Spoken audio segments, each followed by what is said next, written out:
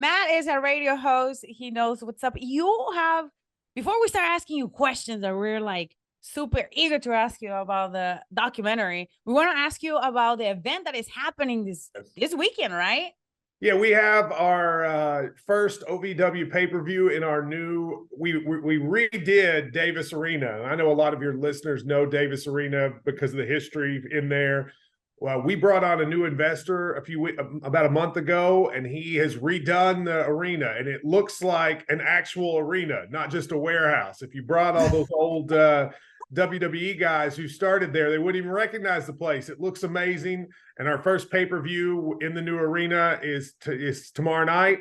ovwrestling.com. People can order it. Main event is EC3 versus Jesse Godderz. We have Haley from the Wrestlers Show, Cashflow and Shira in matches. And it should be a great night. I think it's probably one of our best cards we've ever put on.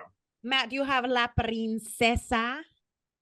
Say that again. La Princesa in action. Yes. She's in action for the women's title. And we have Shira and Cashflow, who people may know from Wrestlers, are a tag team. They're going for the tag title. So it's really great for us. And like I said, we wanted to put on to end the year probably the best card we could, and maybe the best card since I've been part of it. So I'm really looking forward to it.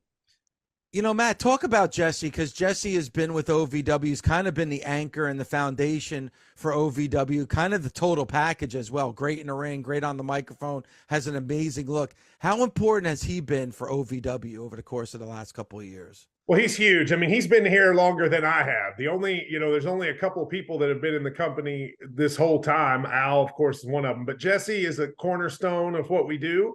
When I first bought the company, I met with Jesse. And I said, Jesse, because back then we were kind of hanging on by a thread. And I said, Jesse, why do you do this? And he said, I want to be the centerpiece of building something. And he has. I mean, not only people see the persona and see him from Big Brother, and they don't realize what a good just guy he is, and he's had success. And so people see that, and listen, man, he lives 10 hours from here. He drives here every week to do this.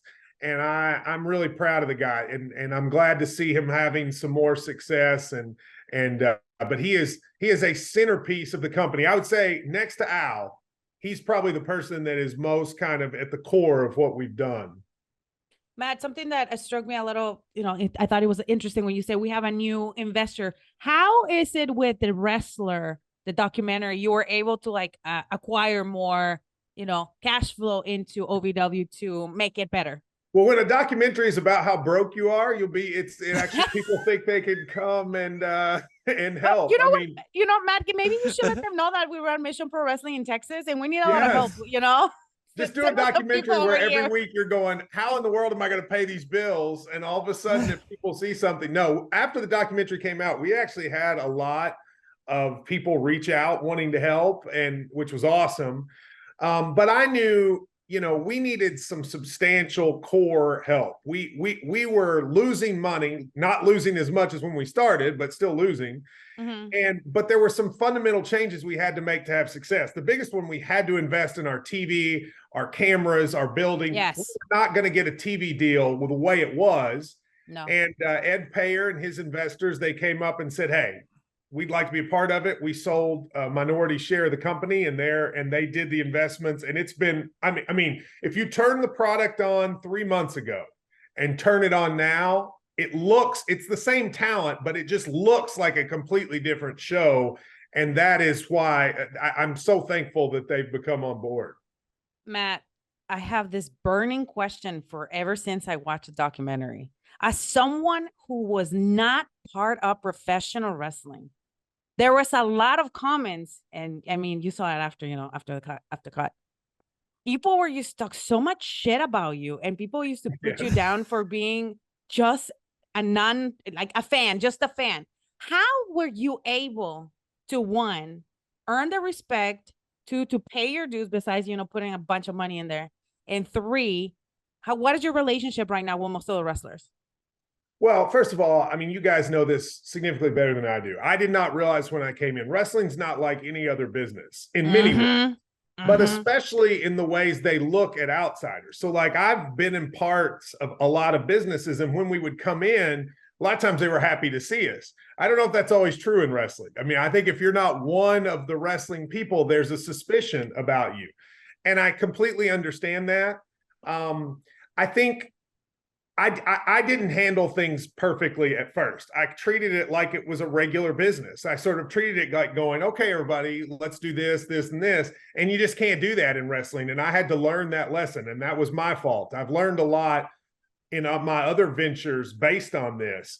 I think it got better over time. Honestly, the Netflix special was how it happened, because my vision was we got to have some splash. We got to have something big happen. So I came up with this idea for this Netflix show, so got Netflix on board, etc. I kept telling the wrestlers, they're doing this documentary on us. The cameras came, they followed us. And you guys know this, you've been in the business. They still didn't believe me it was going to happen. They honestly thought that, like, they were so cynical about it that they didn't believe me. And it really wasn't until the trailer came out a month before the show came out that they were like, wow, this is real. This is really going to happen. And then all of a sudden, I think they saw my greater vision and it became a lot better. And the relationship is good now, but It was tough. And it really wasn't until they knew this show was going to come out that they actually kind of believed it. Matt, do you understand the word carny, right? I'm pretty sure that a lot of people are like, you're such a carny, you know? Yes. It's because a lot of people come and they talk all this big game and then they do this and that nothing happened. But you on the other hand, made all this stuff happen. But I really want to ask you in that perspective, because there's a lot of people that come into the business and then they start getting involved, but they don't understand the business. Professional wrestling, like you said, I'm just gonna repeat it. It's like no other business, especially independent professional wrestling. Yes. Right. Well, okay. So it is, I will agree with 80% of what you said. It is completely different in terms of how it makes money, the mindset, the people, how you tell stories. And some of that I thought I knew and I didn't. And I needed to be humbled and taught a lesson, and I was. I will say that 20% of the business, though, is still a business. You have to make money. You have to put butts in seats. You have to pay salaries. You have to get sponsors. And I think sometimes the wrestlers and people, not wrestlers, are wrestlers in particular, but just people in the wrestling business, they don't understand that side. Like, they don't understand the actual mechanics of running a business.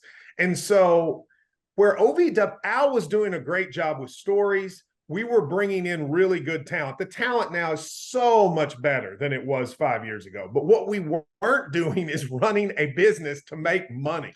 And so I do think I should have been more humble about the wrestling specific story stuff. But I do think it took a couple years to get the wrestlers to realize, listen, we got to have these sponsors here. Like, we can't just act like we don't need these corporate sponsors. We can't pay your bills otherwise. And I think that was what it took some time to get people to realize. At times, Matt, it was frustrating watching the show for me, because it kind of reminded me of Jerry Maguire, where it's like, help me, help you, help me, help. Like, what you're doing right now isn't working. I'm trying to put in something here that's going to make this work and help us make money. And I saw that from show number one, Matt. And obviously, like you just said, you were kind of humbled and maybe you could have gone and done it a different way. But Matt, I got to be honest with you, I don't know if you could have, because you really had to wake them up to make them understand that, yes, you know what you're doing for this small portion, but we want this to be big. We want sold out crowds. And Matt, tonight sold out. I mean, tomorrow night sold out, right? And we've been sold out for 2 weeks. So there was all right. Most people came in, and I respect this immensely. They came in and said, I want to put the best show on for the people in this building. Well, here's what I did. I did the math and said, I can fill this building. And if we don't get outside sponsors and a TV deal, we'll still lose money, right? So we've got to do things differently. And what I learned is in the state of Kentucky, I was able to get associated with county fairs. Okay, now they mock that in the show. But you know what? County fairs, you know what they have? Money. And you know what they do? They pay the bills. And they would pay us an amount of money to come to their town, no matter how many people came. Yeah. So I was guaranteed revenue. So while I understood the wrestlers and Al and some of the business people going TV, TV, TV, the only thing we did that made money were these shows out in the county fairs. And a lot of times they'd go, oh, why do we have to be here? Well, David, I looked at it as, here's 1,000 people in this county watching us for the first time. There's nothing else to really do here. So they're coming out, they're bringing their families. We can convert them into customers for our regular TV show, and we're guaranteed a profit. It's a no-brainer. But I couldn't always get them to see it like that because they're like, why am I going to this little county in the middle of the hills and not being on television? And I was having to say, no one's watching our television. We got to get people watching it. And that's happened in part because of that grind for 3 years. And then in part, obviously, because of wrestlers, which was my other vision. My other vision was we got to get people to remember we exist.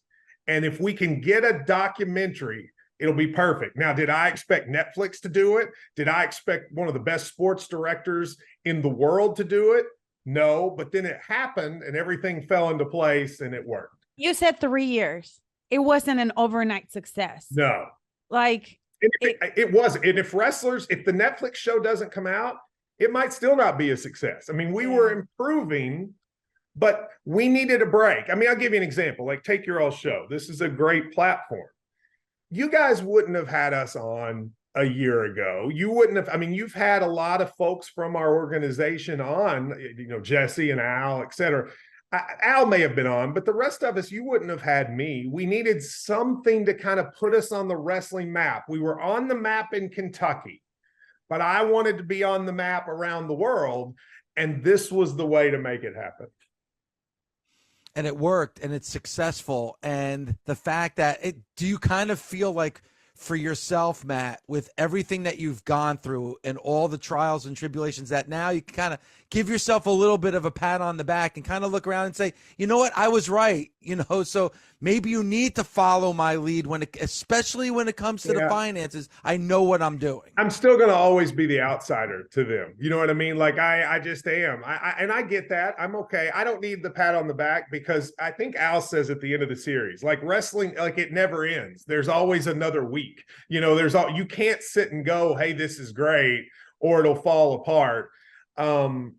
My next vision is, okay, let's fix the academy, which we've done. We're going to enroll the most students in our academy in January that we've ever enrolled in the history of the company. So that's great.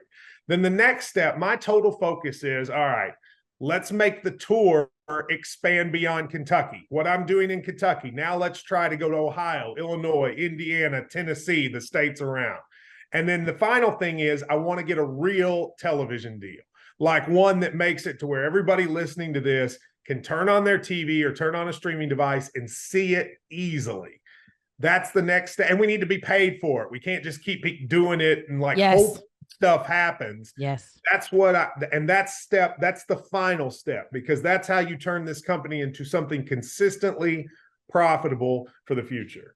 You need a visionary to make something big happen. It's always been on the history of that's Matt. Successful. I was just going to say that. To me, Matt's the visionary. Matt took a product that was only very few people were watching and some people even forgot about, and he got people to now take hold. And look at that series on Netflix was huge. We were talking about it.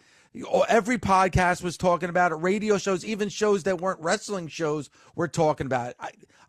You have to give that credit to Matt. That's why I was just going to say that. Well, I appreciate that, but let me say this. I do want to say Al, who, of course, Al and I fight constantly, especially back then. Al was producing a really good show every week. It's just no one was paying attention. And so what I was trying to say to Al was, you do your thing. Hey, wrestlers, you do your thing. And let me be, to use your word, the carny, right? Let me be the one out there yelling and getting people to come in the building. And that final show on Wrestlers, that episode 7 where Al wrestles, I knew that if Al hadn't been in the ring in 15 years. I knew if we put Al in the ring, it would be special. It ended up being even more special than I thought. And that's because of his brilliance and then the cinematography and all that. But I knew it could be special. And I think there was a moment, you see us celebrate at the end at that bar, where we were all like, we felt like we had crossed into a new era. And we didn't even realize it really until a year later when the Netflix show came out. And by the way, it was just named by the Hollywood Reporter the 4th best television show of all of 2023. Wow. Which is amazing. I mean, the only things that beat it were Succession, Beef, and Reservation Dogs. I think that's a really, really exciting thing. Matt, I know you got to go because you got your own show in just a few minutes, but really quick, when you were at that bar in that last episode and you're having your beer and you're celebrating with everybody, in that moment, did you finally feel like you belonged? That's a good question. Probably not. I don't know that I still feel like it. There's an ethos in wrestling. You're not anybody until you've taken a bump. And I haven't. And I think there's a part of that that's true. But I will say this. Even though I don't feel necessarily like I'm one of the locker room, I do feel like they understand and respect me now. And that is a really good feeling, because at the end of the day, I got a lot of other things I do. I want these people to do what that show says, which is reach their dreams. That's what I want. And all of these people are a step closer today than they were yesterday. And that really is the satisfaction that I feel. All right. OVWrestling.com. Make sure you watch this pay-per-view tomorrow night, Christmas Chaos. It's sold out, as they have been the last couple of weeks. So make sure you go to OVWrestling.com tomorrow night for Christmas Chaos. Matt, I hope this isn't just the first and last time. We want to get you back on again. I'd love to. You always have an open door policy. Anytime you have anything to promote, a pay-per-view to promote, you're more than welcome to come on and promote it. And I'd like you all, turn it on. For those of you watching or listening that haven't heard or watched an OVW show in a long time, turn it on. In my opinion, it's as good as anything out there except the elite stuff right now. I hope people will check it out. All right, Matt Jones. Matt, have a great show this morning. Drive Thank you, safe. guys.